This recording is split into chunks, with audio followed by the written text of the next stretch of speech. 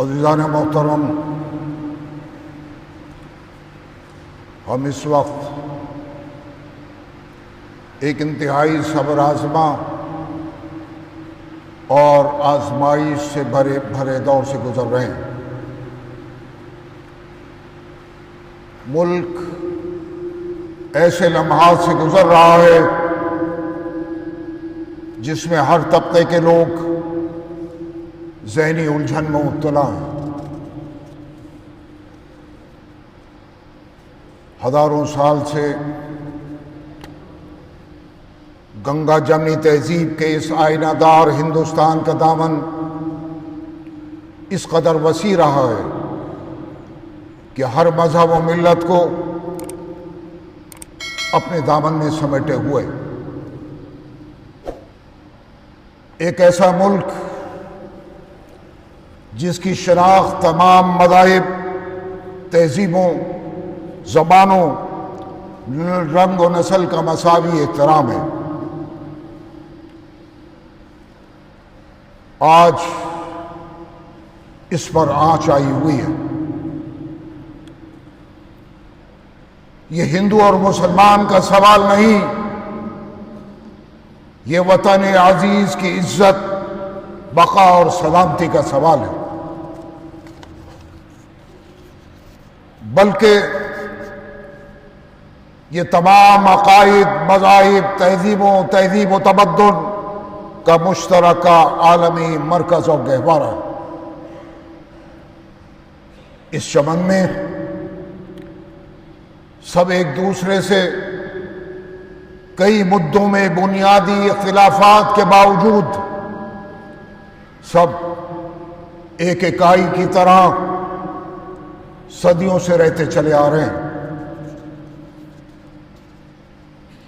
اب ایسا کیا ہو گیا کہ اقلیت کی، مسلمانوں کی ہر چیز جرم بن گئی اور اکثریت کا غلط بھی صحیح ہو گیا۔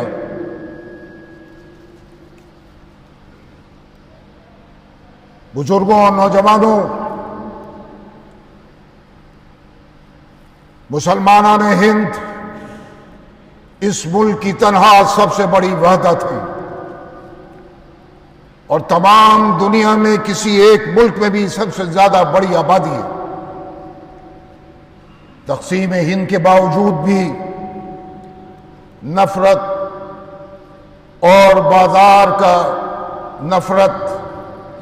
کا بازار آج گرم ہے۔ اس سے پہلے آپ نے اور ہم نے کبھی ایسا نہیں دیکھا تھا۔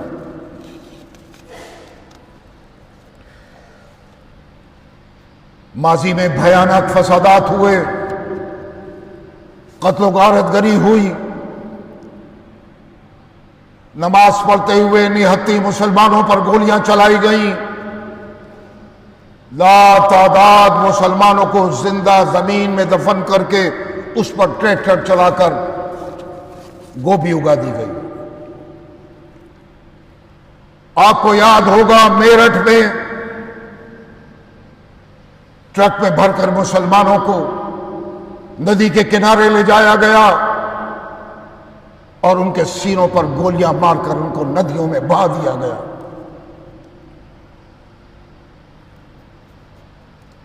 ہزاروں سکھوں کا قتل عام ہوا،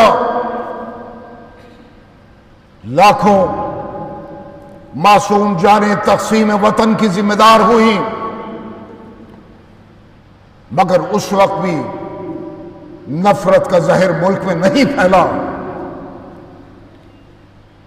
ایک وقتی طور سے حالات خراب ہوئے، لیکن اور ہندو اور مسلمانوں کے درمیان جو آج نفرت ہے، وہ نفرت اس وقت اتنی نہیں پھیلی تھی۔ آسام میں نیلی کا بھیانک فساد آپ کو یاد ہوگا۔ نیلی کے مقام پر 16 گاؤں سے مسلمان کھدیڑ دیے گئے تھے، 3000 سے زائد مسلمانوں کا یک طرفہ قتل ہوا۔ مگر آج آسام میں جس طرح سے نفرت آج پھیلائی جا رہی ہے اس کی کوئی مثال نہیں ملتی.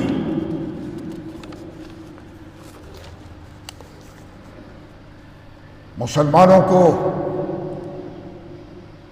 بیوقوف بنانے کے لیے کمیشن بنائے گئے. لیبرہن کمیشن بنا، گوپال کمیشن بنا، شری کرشنا کمیشن بنا. اس کے علاوہ بھی مختلف کمیٹیاں بنی، مختلف کمیشن بنے. مسلمانوں کو ڈرا ڈرا کر ووٹ حاصل کیے گئے،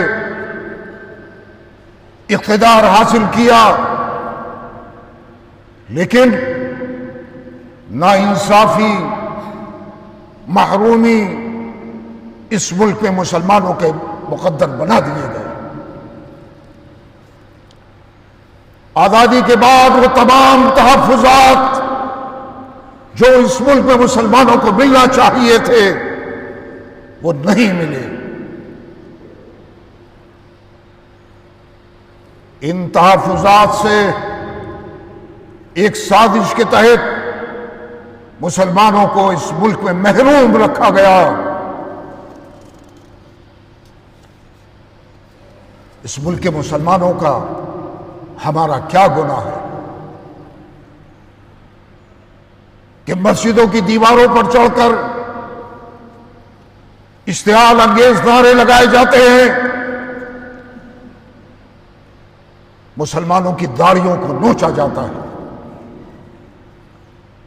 ٹرین میں سفر کے دوران مسلمانوں کو پولیس کے ذریعے قتل کیا جاتا ہے.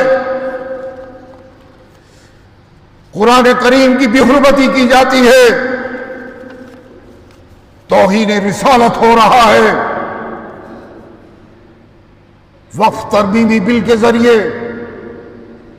مسلمانوں کو پریشانی میں مبتلا کیا جا رہا ہے. دھرم سنسد کے ذریعے مسلمانوں کو قتل کرنے کی اس ملک پہ دھمکیاں دی جا رہی ہیں. قبرستانوں، مزارات اور خانقاہوں کی بے حرمتی، ہجومی تشدد، مسلمانوں کو پکڑا اور اس کے بعد چاقوؤں سے گود دیا گیا اور گودا جا رہا ہے. ذرا سا احتجاج ہوا، ذرا سا احتجاج کیا گیا، عدالتی حکم کے بغیر شہروں شہروں بلڈوزروں سے ان کے مکانات کو منہدم کیا جا رہا ہے.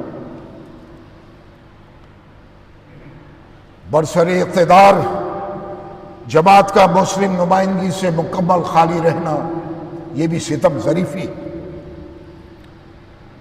بے جا زبان درازی کر کے مسلمانوں کو خوف و ہراس میں مبتلا کیا جا رہا ہے.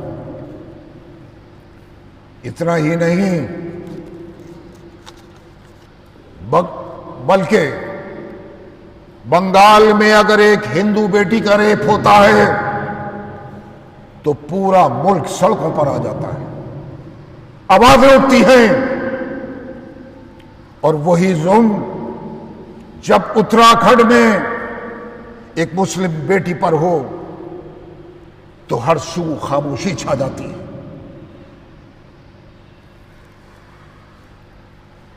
میں آج اس ہندوستان کو تلاش کر رہا ہوں جس کا خواب ہم نے اور ہمارے بزرگوں نے ماضی میں دیکھا تھا. وقف ترمیمی بل آیا، وقف شریعت کا حصہ ہے. ہندوستان کے مسلمانوں نے اپنی جائیدادیں، اپنے مکانات وقف کیے. کسی نے وقف اللہ کیا، اللہ کے نام پر وقف کیا. کسی نے یتیموں کے لیے وقف کیا، کسی نے کسی ادارے کے لیے وقف کیا. اس کو محفوظ رکھنا، ان دستاویزات کو محفوظ رکھنا، یہ عام مسلمانوں کا کام نہیں ہے، نہ تھا۔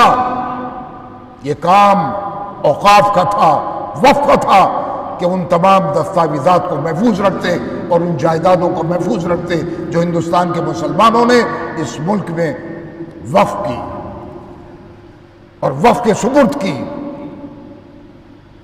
آج اس کی سزا ہندوستان کے مسلمانوں کو کیوں مل رہی ہے؟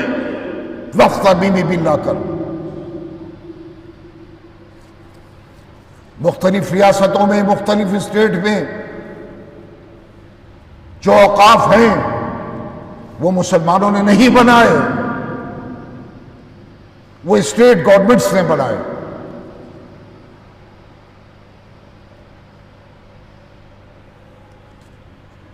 اور ان لوگوں کو اوقاف میں لایا گیا جو ان کے آگے ہاتھ جوڑتے تھے اور جو چاہتے تھے کہ ہمیں ایم ایل اے بنا دیں، ہمیں ایم پی بنا دیں، ہمیں فلاں چیئرمین بنا دیں۔ ان لوگوں سے کہا جاتا تھا کہ ہم تمہیں وقف میں لے آئیں، اور ان لوگوں کو حکومت نے اوقاف میں بھیجا، مسلمانوں نے نہیں بھیجا، اسٹیٹ گورنمنٹ نے بھیجا، جو بدعنوان تھے، جنہوں نے جائیدادوں کے دستاویزات کو بیچا، ختم کیا اور خفیہ طور پر ان جائیدادوں کے سودے کیے۔ تو اس کا ذمہ دار عام مسلمان نہیں ہے، ملک کا مسلمان نہیں ہے، اس کی ذمہ دار ماضی کی اسٹیٹ گورنمنٹ ذمہ دار ہیں جنہوں نے ایسے لوگوں کو اوقاف پہ لائے جو بدعنوان تھے۔ آج آپ نے جن جائیدادوں کو وقف کیا ہے ان کے دستاویزات اگر آپ وقف میں جا کر تلاش کریں گے تو دستاویزات نہیں ملیں گے۔ کسی ایک کا مل جائے، ایک دو کے مل جائیں، لیکن اس مجموعی طور پر نہیں ملیں گے۔ کس نے غائب کیے؟ عام مسلمانوں نے نہیں، وہ جو وقت پر قابض تھے اور جنہوں نے اوقاف میں ان لوگوں کو بٹھایا۔ آپ جائیے، مساجد، سینکڑوں مساجد ہیں ہندوستان بھر میں جو اوقاف کے ماتحت، لیکن یا تو خنزیر کے گوشت کی دکانیں کھولی ہوئی ہیں، یا لوگ رہ رہے ہیں، مکانات بنے ہوئے ہیں، وقف کی زمینوں کو بیچا گیا۔ لیکن کیا کس نے؟ جو وقف میں تھے اور رہے۔ میں زیادہ دور نہیں جاتا، رنگ روڈ پر، دہلی میں رنگ روڈ پر پرانا قبرستان، اس کے برابر ملینیم پارک ہے، آپ نے دیکھا ہوگا۔ اس کی کئی بیگھہ زمین سابقہ بورڈوں نے دوسروں کے حوالے کر دی۔ آج اس پارک میں عیاشی کے اڈے بنے ہوئے ہیں۔ مسلمان دیکھتا ہے اور روتا ہے کہ ہمارے بزرگوں نے جن جائیدادوں کو وقف کیا تھا، آج وقف نے ان حالات کو بیچ کر تباہ و برباد کر دیا۔ تو ضرورت ہے، اس ترمیمی بل کی ضرورت نہیں، ضرورت ہے کہ ان لوگوں کو اوقاف میں وقف میں لایا جائے جو صاحب ثروت ہوں، جو وقف کی اصلاح چاہتے ہیں، جہاں ڈاکومنٹس محفوظ رہیں، وقف جائیدادیں محفوظ رہیں۔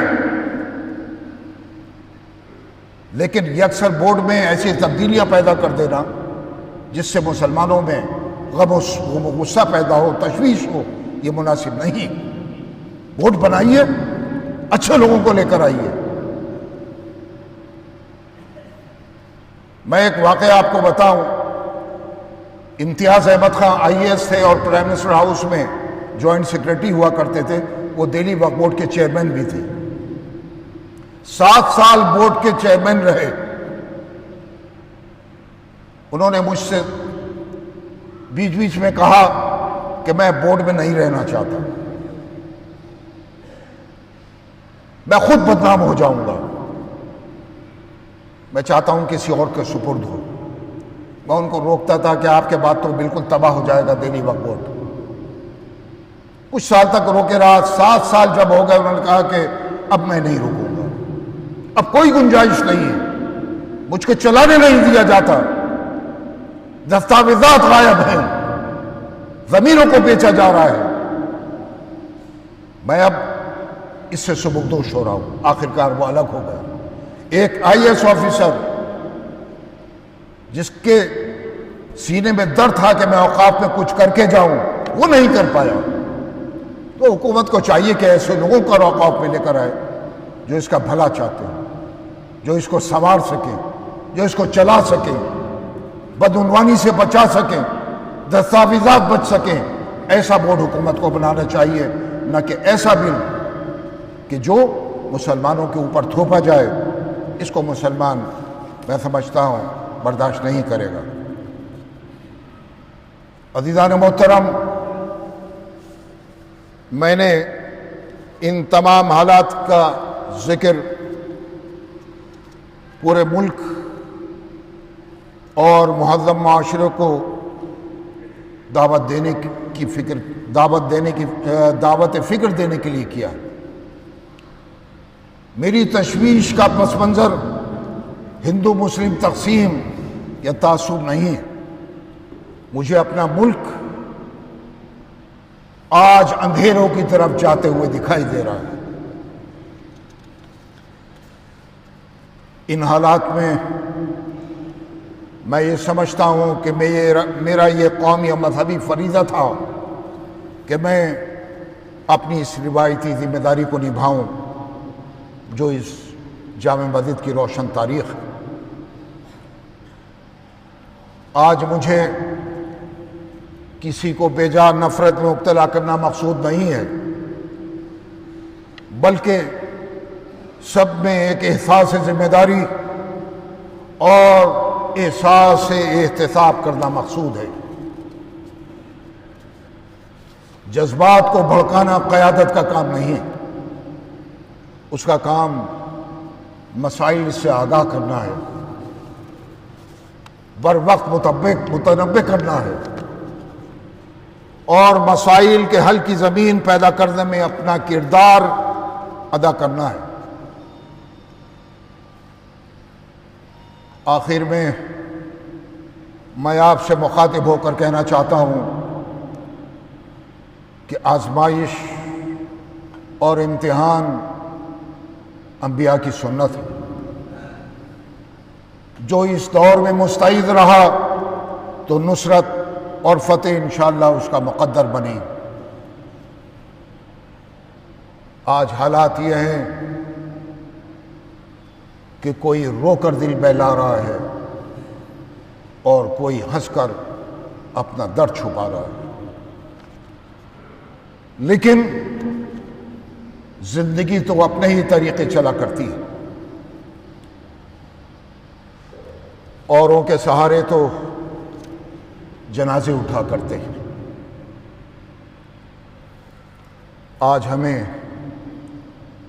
حکمت, خود اعتمادی اور خدا اعتمادی کے ساتھ ہی آگے بڑھنا ہے.